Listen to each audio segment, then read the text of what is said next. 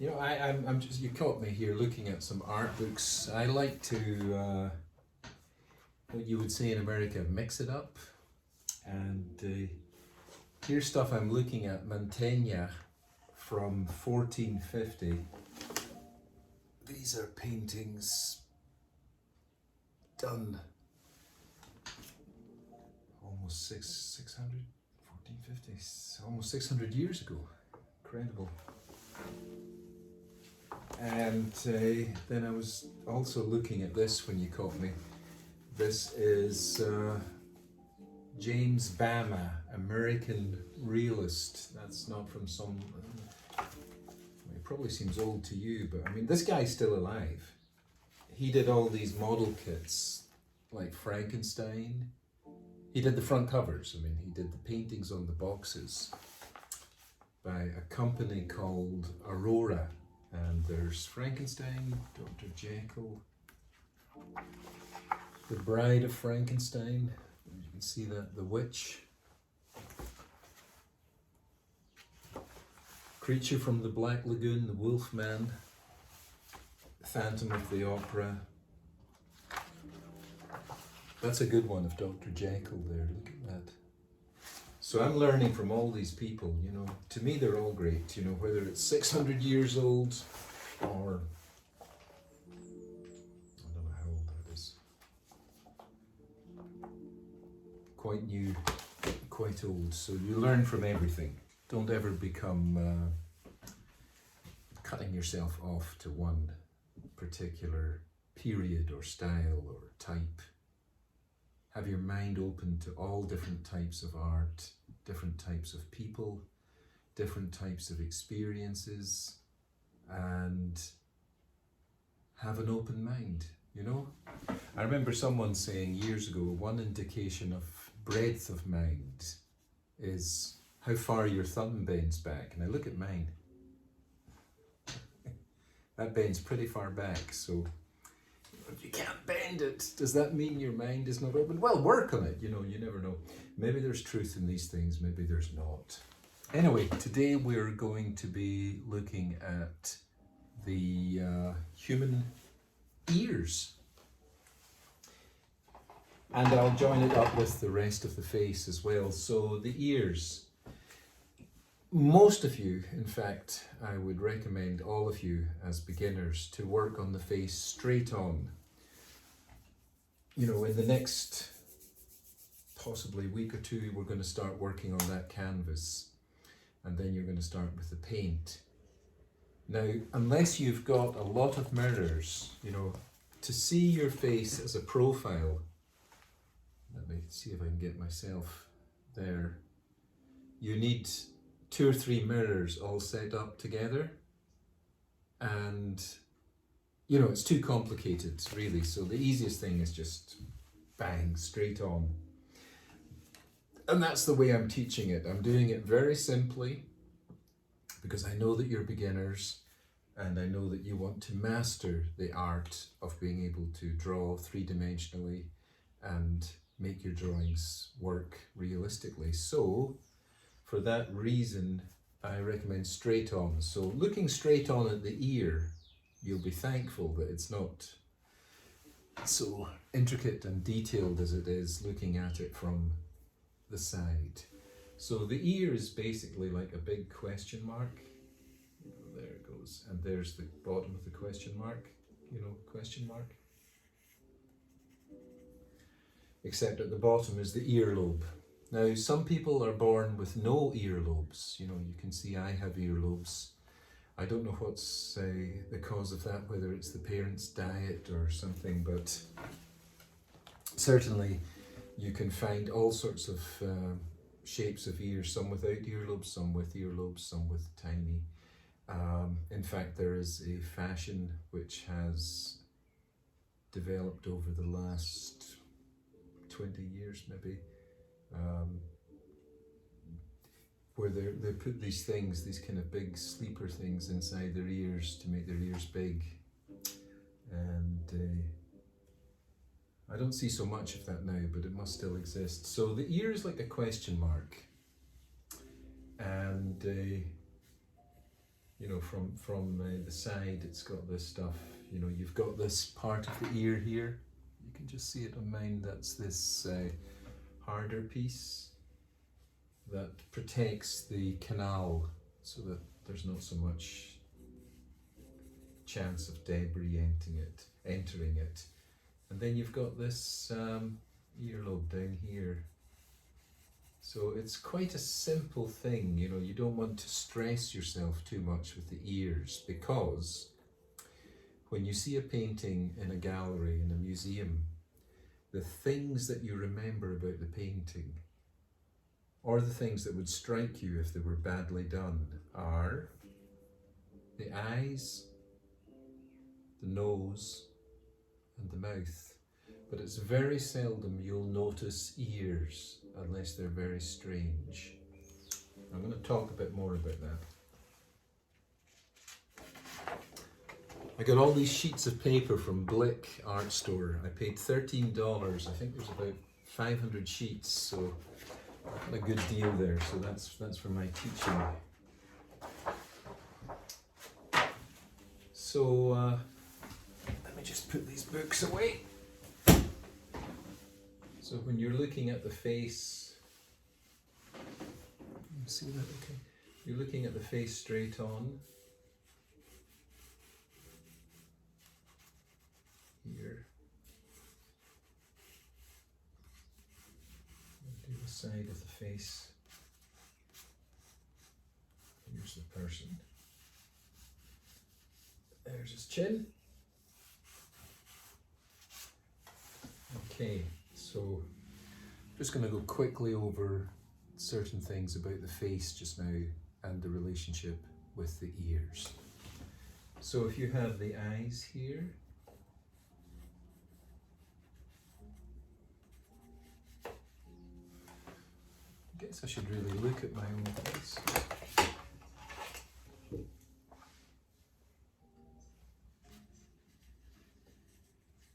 Actually, too much hassle, I'll just do it freehand.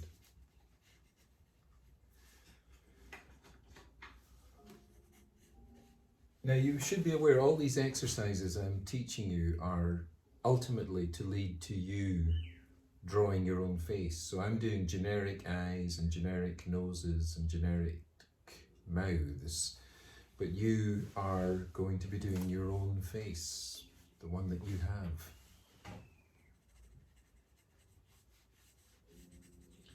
So if you want to get the position of the eyes, this eye is that long, so it's just over 1.5 inches long. So to find the other eye, you take that 1.5 inches there.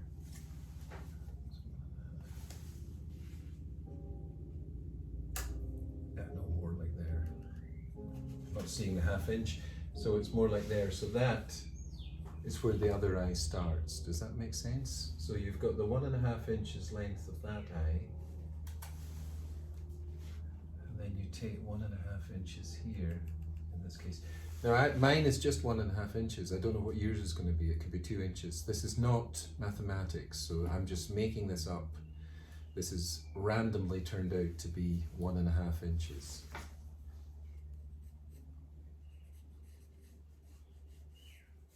I'm only saying that because there's always some people who are just looking at it and they're not able to think outside the box, so they just do exactly what you do, like a parrot fashion, copying.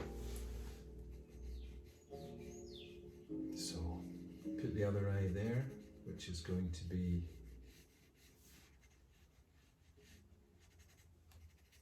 one and a half inches apart. Okay, so one eye, and then one eye here is the distance between the eyes. Okay. Now you'll remember we had the head divided into thirds. So let me see from here to here. So from the top of the head to here. And then that's a third. And then a third 1/3 down to the bottom of the nose here. And you remember I showed you the nose, that was your last week's exercise, which were the 5 lines. Okay.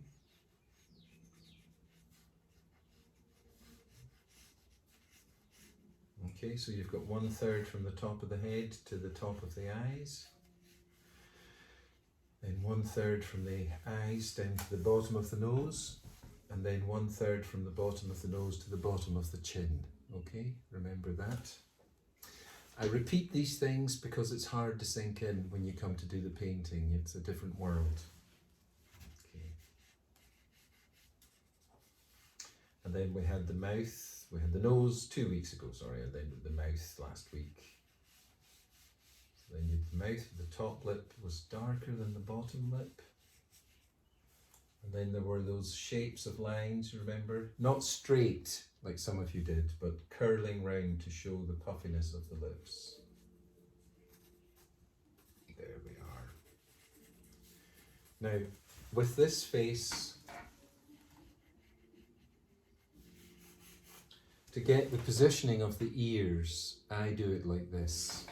I take a line from the top of the eyes, here, and then I take a line from the bottom of the nose, here. And depending on the size of your ears, whether they're big ears or small ears, because everyone's different, I would put the ear from that line at the top of the eyes, starting the top of the ear, and finishing at the bottom of the nose. So that's quite a big ear, but that would be where an ear could exist on the head. Now everything I'm showing you are generalizations so that you can get a face to look like a face. The reason I'm giving you these generalizations is to prevent things that look so strange that they could not really exist. So let me see.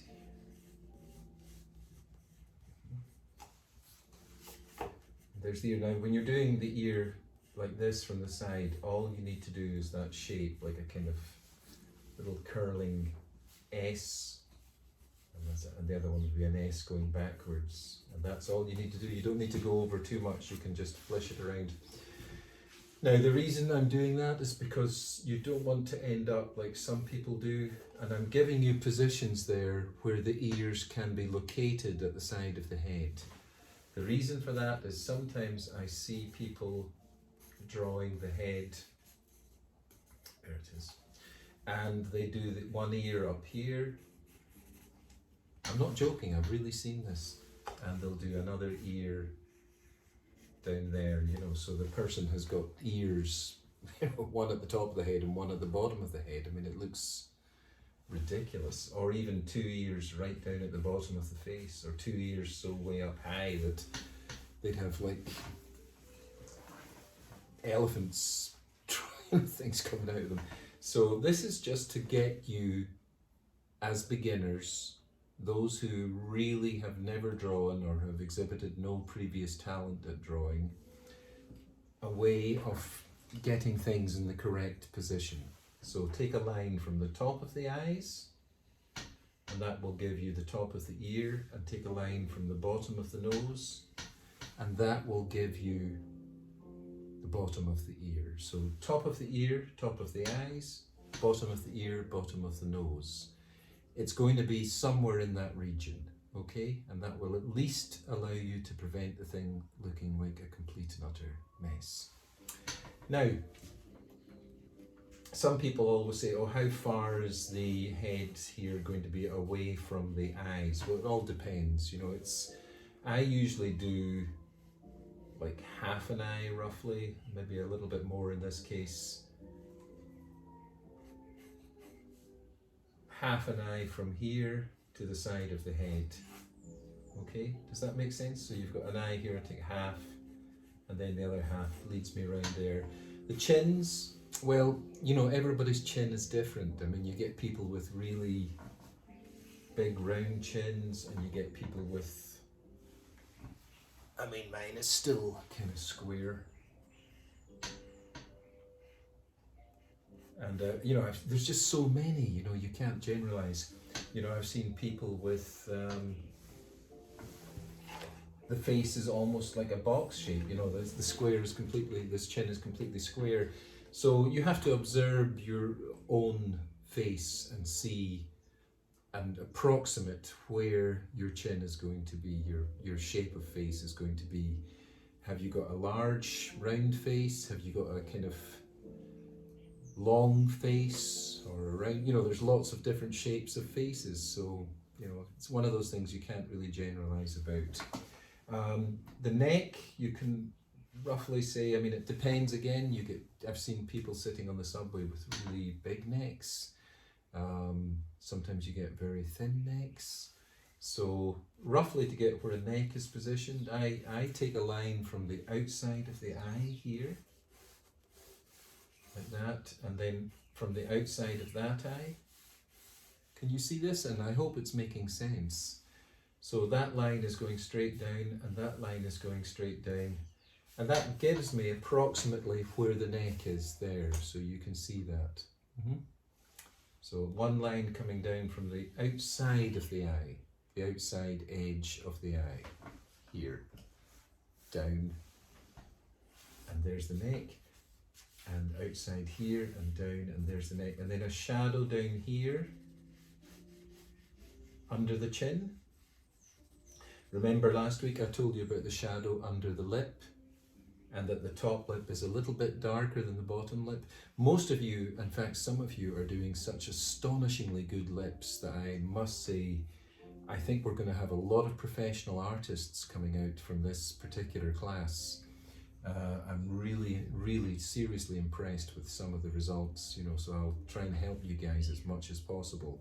I have to keep the course like I'm teaching it just now for complete beginners, and I'll go over things so nobody who is just beginning will feel left behind. So, you know, later we're going to talk about shadowing and making it, you know, when I come to the paint on the painting. But you can see here I'm doing this light shadowing around the nose, and the nose is sticking out most from the face, so it's going to have more of a shadow underneath it because it sticks out. There's a little shadow underneath the lip, and then there's a little bit bigger shadow here. I think I did these eyes a bit too small actually, you know, when I see it, but you know, that's what the beauty of drawing and painting is about.